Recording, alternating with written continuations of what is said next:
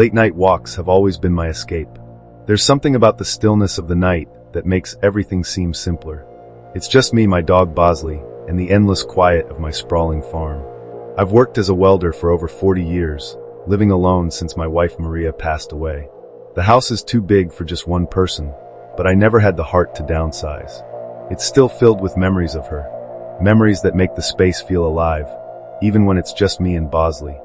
One night, after a long day in the shop, I decided to take a walk. The property's huge, so I've walked that loop hundreds of times before. The cool night air stung my lungs, but it felt comforting. Bosley trotted along beside me, his tail wagging like he knew I needed the company. Sometimes, I think he likes me more than I like him. One night, after a long day in the shop, I decided to take a walk. The property's huge, so I've walked that loop hundreds of times before. The cool night air stung my lungs, but it felt comforting.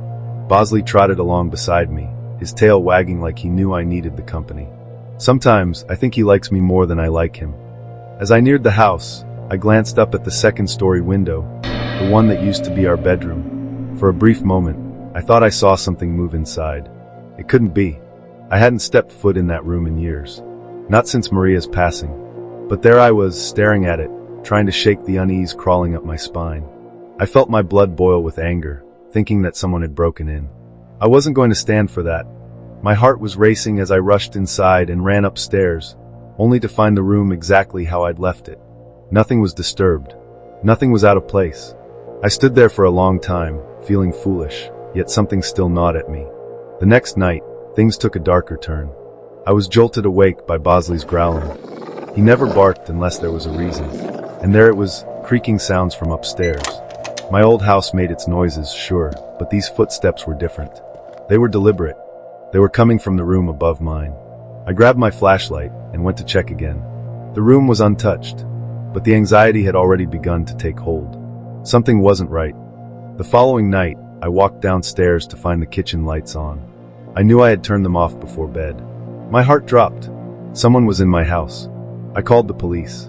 They searched the house from top to bottom, but found nothing. They were nice enough, but I could tell they didn't believe me. I couldn't shake the feeling that I was losing my mind. Then came the worst night of all. I couldn't sleep, so I decided to check the room again. Maybe I'd find something that would finally settle my nerves. But when I opened the door, I froze. Clothes were scattered across the floor, Maria's clothes, the ones I'd packed away after she passed. They were everywhere, like someone had gone through them. And then I saw her. A woman standing in the doorway, just staring at me. I couldn't make out her face, but I knew one thing. She wasn't Maria. She was too short, too unfamiliar. My blood ran cold. I ran at her without thinking. She turned and bolted down the stairs, out the front door, and into the night. I ran after her with Bosley close behind, but by the time I reached the yard, she was gone. That night, I didn't sleep at all. In fact, I didn't sleep for months after that. I was haunted by the sound of footsteps, by the creak of floorboards above me. Every little noise set me off. I slept with my rifle by my side, ready to fight whatever was tormenting me. I didn't tell anyone. I wasn't the type to ask for help. I had to handle this on my own. But the nightmare didn't end there. One night, as I sat in the living room, I saw her again. The figure was standing in the yard, watching me through the window. My heart nearly stopped. I grabbed my hunting rifle, and Bosley followed me as I ran outside. There she was, just a silhouette in the moonlight. I fired a few warning shots into the air, hoping to scare her off. She turned and ran, disappearing into the darkness. I've never felt so powerless in my life. I don't know why she's here, or what she wants, but I know one thing. I can't live like this. My nerves are shot, and I'm not sure how much longer I can keep up the fight. Thank God for Bosley. Without him, I don't know what I'd do. I've never felt so powerless in my life. I don't know why she's here, or what she wants, but I know one thing. I can't live like this. My nerves are shot, and I'm not sure how much longer I can keep up the fight. Thank God for Bosley. Without him, I don't know what I'd do. I haven't seen her since that night, but I know she'll be back.